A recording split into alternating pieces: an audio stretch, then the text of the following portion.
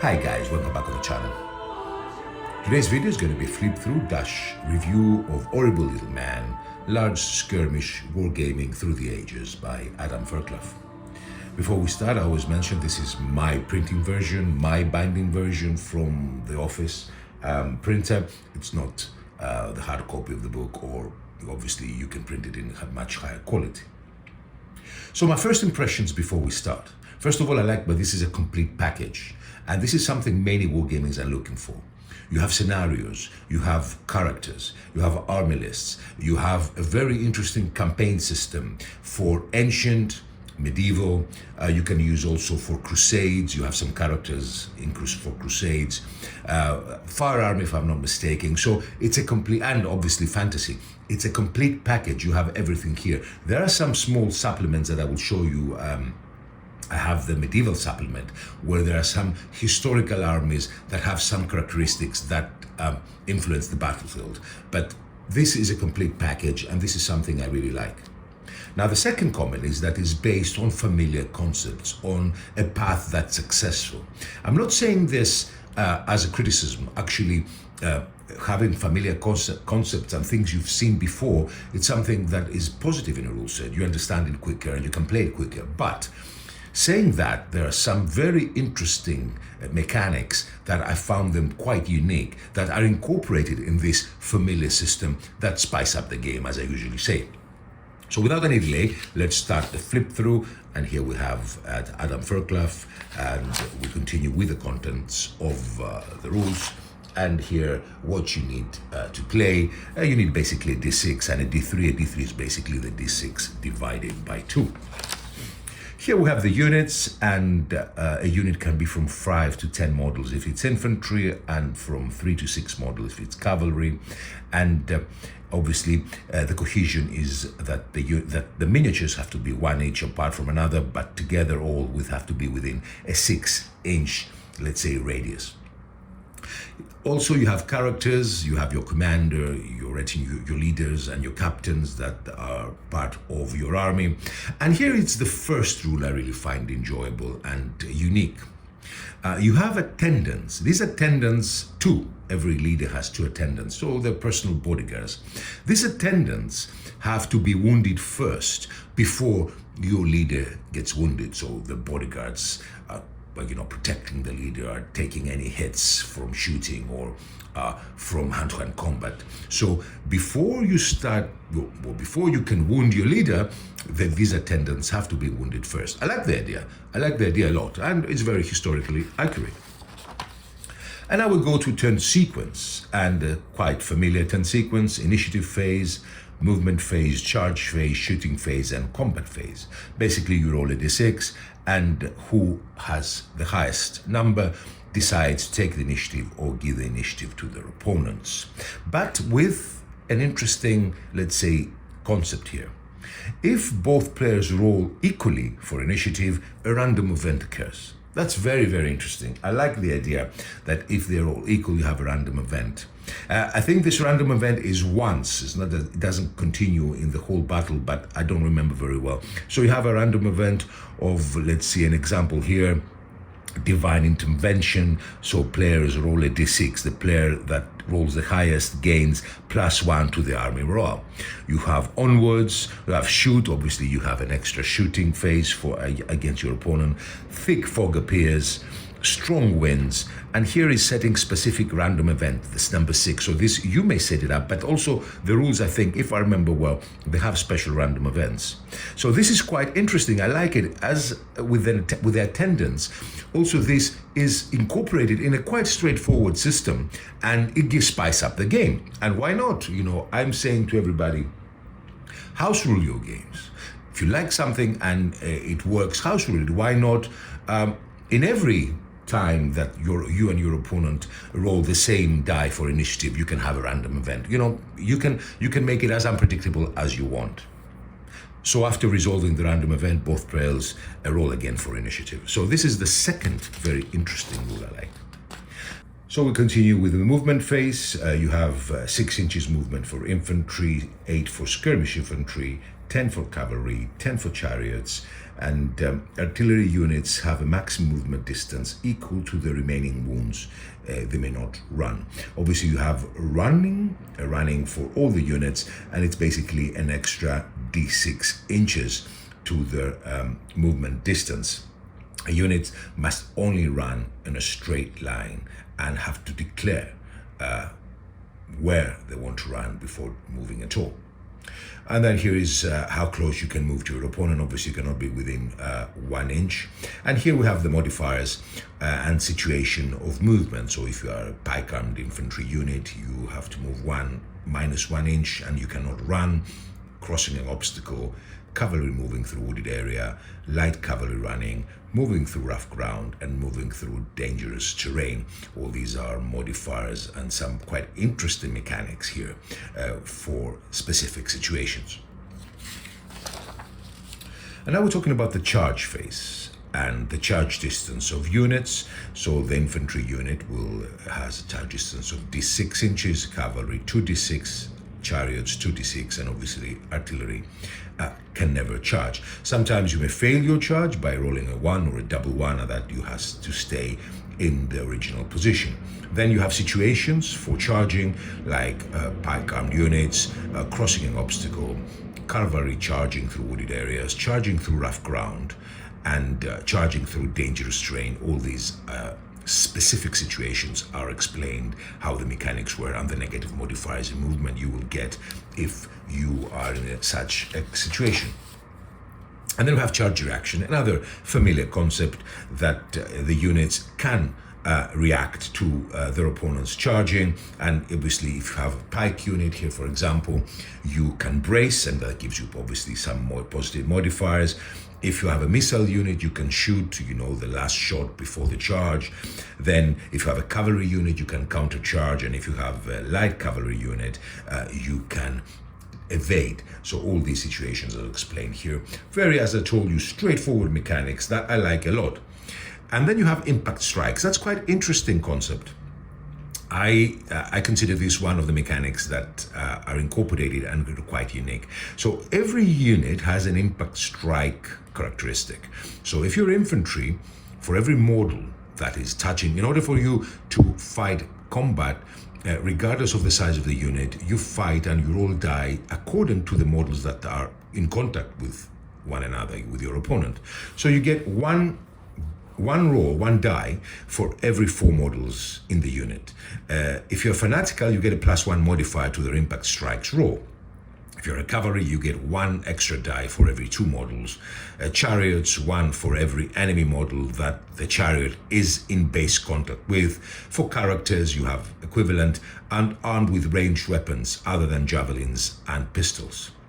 Now, this is quite interesting because the hits you're gonna inflict to your opponent during the impact strike phase will be added to the combat phase. So let's say you're fighting with mounted, and you roll and you see 2 6s. Obviously 2 6s are hits. So these hits are kept in the side, in the corner, and will be added during the combat phase. So impact is incorporated within the melee phase, and that is quite interesting concept.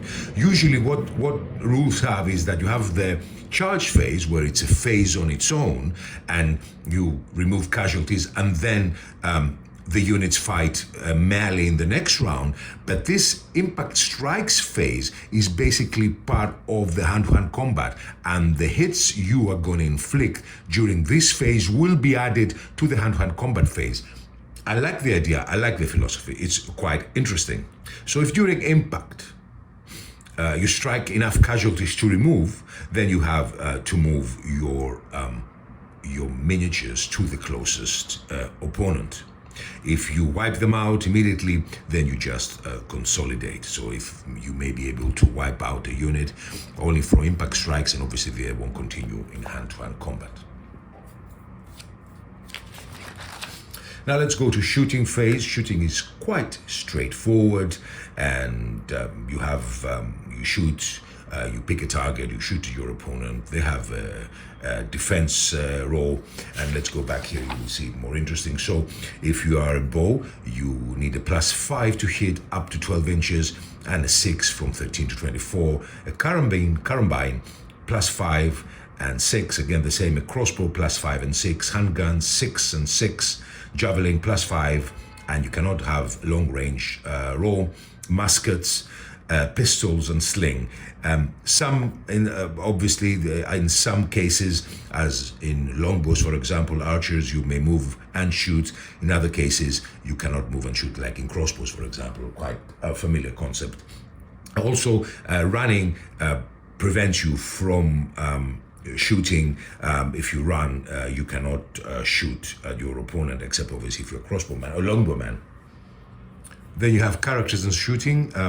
If you shoot that specific character because you have to choose as a target, then there is mechanics here that these shots will be distributed in units that they are within 3 inches. If they are not units within 3 inches, or if you fail the roll as per the mechanics of the rules, then their attendants will get the hits, and then obviously if the attendants get killed, the remaining hits will go to the character. And then you have here mechanics for artillery shooting. And here we go to combat phase. And I like the combat phase because although it's a big skirmish game, you have multiple units in single combat. This is something rules don't have. I've seen it before in skirmish games. I mean, there are in skirmish games, but there are many skirmish games who don't allow you to fight multiple units in combat, but here you can, and this is something I like. So let's go to combat phase. So in combat phase, the player with the initiative decides the sequence of the combat. You roll a d6, and obviously a roll of 6 is always a success, a roll of 1 is always a failure. Then both armies do their armor saves, and the winner of the combat is the one with the most hits. Then the losing side will be pushed back 2 inches, and then you have the options or to follow back or to consolidate. You have the option of this. The multiple units, a single combat, as I mentioned before, it's quite straightforward, depending on the unit, the minis, excuse me, I get confused with big battle rules. The miniatures, what other miniatures are in contact with, they fight the equivalent unit. But if you're in contact with more than 2 miniatures from different units, you have to make a choice which one you will attack. You cannot divide the hits. I always like in big skirmish games multiple units combat because it adds a strategic option. I mean, you can attack one unit, gang up on it, weaken it. You can outflank your opponents. It's always, in my opinion, always multiple units combat in skirmish games makes them more interesting to me and more strategic. So we're talking about situations, units armed with ranged weapons.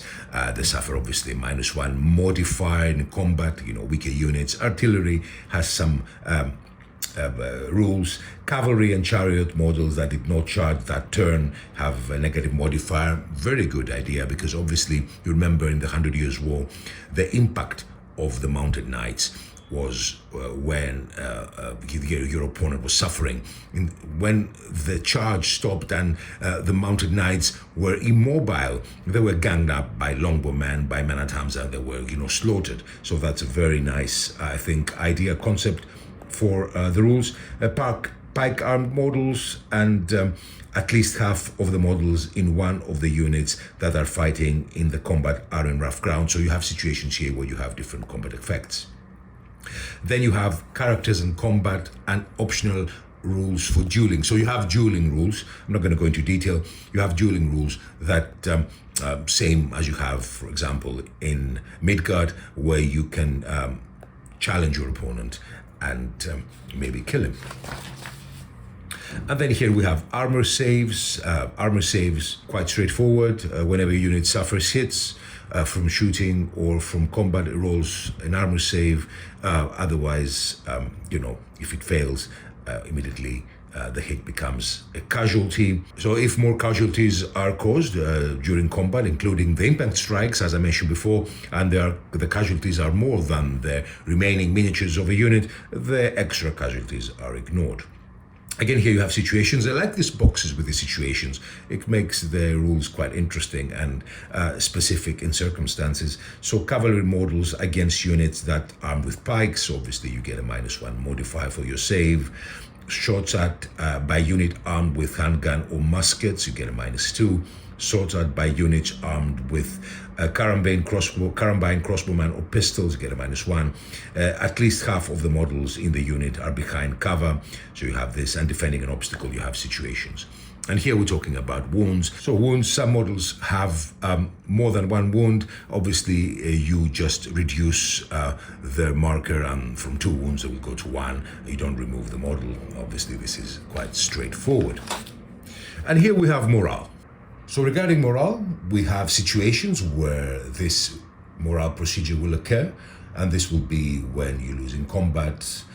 If you lose more than half the miniatures of your unit during shooting, if a friendly army leader is slain, if a captain is slain within 6 inches, if you're shot by artillery, then you roll a d6 applying the modifiers, and if obviously a morale of 6 is always successful, but if the result is equal or more to the required result of the morale value of the unit, then the test is passed and the unit is unaffected. And if the result is lower than the required result, then you have to remove as many miniatures from the battle as the difference between the required result and your result. Obviously, if the result is 0 after the modifiers, the unit routs. And here are some situations. Any number of friendly characters within 6 inches and line of sight, it's a +1, also increased to 8 inches if the character has any surviving attendants. It's quite nice.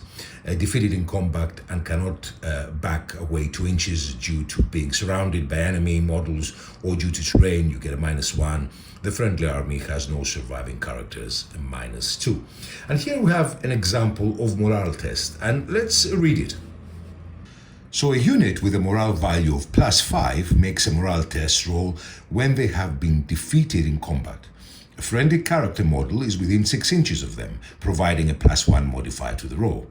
They roll a 3, which is increased to 4 by the modifier. Therefore, one of their models is removed from the unit. So this makes it quite straightforward. So we continue with army morale. Now here it shows you how to calculate the army morale depending on the points you're using, then you divide it by 10, so you have the army morale points, and depending on the situation that occurring, you reduce it. So for example, if you have a 7, you get a -1, -1 or -3, depending on situations that occur. Let's see situations, very interesting concept, familiar, but they're reduced, and then obviously when it reaches 0, the army flees. So for example, if a friendly leader routs or is removed from the battle, you have -3, so you reduce your army morale by -3. If a friendly character routs or is removed from the battle, a -2. If a friendly unit routs or has all its models removed, another -2. A friendly artillery model, -1, it has some, does not count as an entire unit being removed from the battle as casualties. And then friendly character, including friendly army leader, kills an enemy character, you get a +1. So these modifiers will reduce your army morale points, and when you go to 0, you will basically rout. And here we go to unit profiles, and here you have the profiles of an army leader that has a combat roll of 4+, an armor save of 4+. I told you this is a complete package. A 2+ morale and 6 points. Then you have captains, attendants, cavalry units, infantry units, and special units like artillery and chariots. Here, explanation of core units and unit types. So you have army leaders, captains, heavy cavalry. They explain to you how you represent them and what they are. Now, thematic settings, and here we go to Hannibal at the gate. So you have units, for example, elephants for situations, now here for Hannibal at the gate, and special rules for running amok. Then you have army archetypes. So you have Carthage, Gaul, Iberia, Numidia. So this is what I was telling you about the supplement, the medieval supplement that I will show you. What happens is that the supplements, well, a couple of pages basically, if I can call them supplements, give you specific characteristics and abilities of specific armies of the era. And here you have Faith, Blood and Steel. I told you can play also Crusades, and here it gives you a religious leader characteristic. So a combat roll, armor save, morale points, and some specific settings for and characteristics of a religious leader that can be set in as a specific random event. So Divine Fury. So you remember I was telling you, you have at the beginning of the rules, you have the specific events, and the book provides them. You have other army archetypes regarding military orders and the Crusades. I told you we have European armies, military orders, Byzantine Empire, Seljuk Turks, Fatimids, Ayyubids, and Moors. It gives you some specific rules. As I told you, it's a complete package here. And torn liveries, and you have here more and specific events for torn liveries. And army archetypes. So here you have some examples and characteristics of vanguard, center, rearguard, and revolting peasants. Again, I'm repeating myself. I like these rules because they're a complete package. They provide everything. And here we go to the fantasy part of the book. We're not going to go into detail, but you have everything you need to know to play fantasy. You have new units, type wizards. You have cast a magic token, kind of how much it costs. Then you have spells, a list of spells, types of monsters, and Behemoth, a new unit type, Behemoths, I'm not very familiar. Mounted monsters, and monsters and Behemoths as mounts. Beast riders. It has everything you need, special rules. It has everything incorporated here for playing a fantasy battle. It has imperial expansionists, chaotic expansionists, forest dwellers, cave dwellers, wild desecrators, angelic desecrators, eternal hollow, and blood grazed hollow. So you have everything you want here. And then another part of the book, we have Rise and Fall of the Chevalier. So here you have a lot of firearms with special rules and the characteristics of each army. So you have English Civil War Royalist Cavaliers, English Civil War Parliamentary Roundheads, the Swiss, the Polish Lancsheks, and Senogu period Japan. And here we go to scenarios. So you have scenarios here, setting up the terrain, contesting objectives, deployment, the pitched battle, following orders, escort the nobleman, led by donkeys, the ambush, surprise encounter. All these are very nice scenarios that you have everything you need inside, everything you may require. Desperate resistance. And here's the sanctuary. His sanctuary, you have some special rules for the sanctuary. What is this special rule? Sanctuary, seek a victory conditions. River crossing. It's really, really very, very full package. Divided loyalties. The retreat. The capture of the hill. Capture the hill, excuse me. The raid. Everything inside incorporated. Double crossed. That sounds quite interesting. Old Ned's Farm. It has scenario special rules. The messenger. Well, it's too many. Gathering the shards. It's a fantasy, so it says what scenario it is. This is fantasy scenarios. The ritual, these are all fantasy scenarios. Every scenario has, I think, it explains that this is a fantasy scenario. Through the Haunted Lands, fantasy scenario. Riders on the Storm. And here you have campaigns. This is what I like a lot.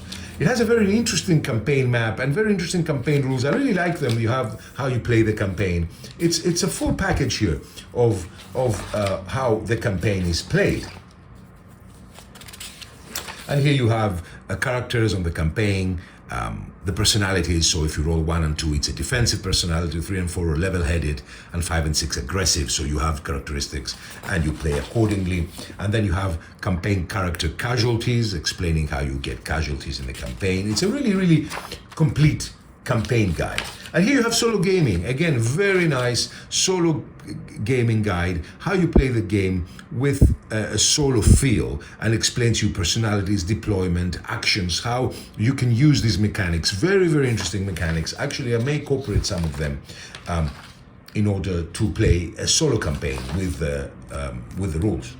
And here you have examples of play, shows you some examples of combat and fighting. And here, tactical advice for beginners. And here you have complete profile, unit profile tables. So you have characters, cavalry, infantry, special units. And here you have complete random events. Here you see, I was talking to you about at the beginning, specific scenario events the rules provide. So they have Hannibal at the gates, blood and steel, torn liveries, veiled sorceries, and rise and fall of the chevaliers. So they have their own special events provided. Obviously, you can have your own. I have a quick reference sheet. Here is the book ends, and here I'm going to show you the supplement for Orrible Little Men.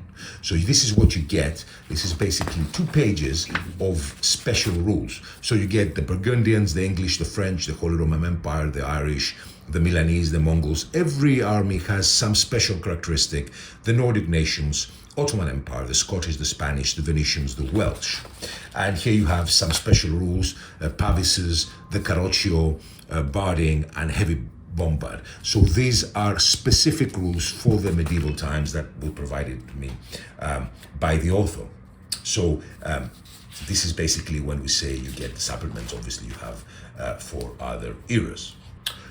So this for me, guys. I hope you enjoyed this flip through. I hope you understand how the rules work. As I said at the beginning of the video, a very complete package. Campaigns, scenarios, special rules, everything is inside. You don't get supplements. Very, very straightforward, very familiar concepts and mechanics, but with some special rules that are not, I haven't seen in many rules, incorporated that spice up the game. Solo support, as I said, campaign support.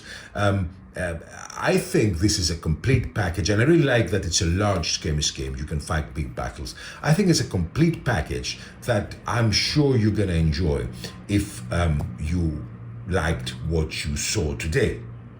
Anyway, guys, again, I want to thank Adam Fairclough for sending me the rules to review. I hope you enjoyed the video. I hope I explained to you well.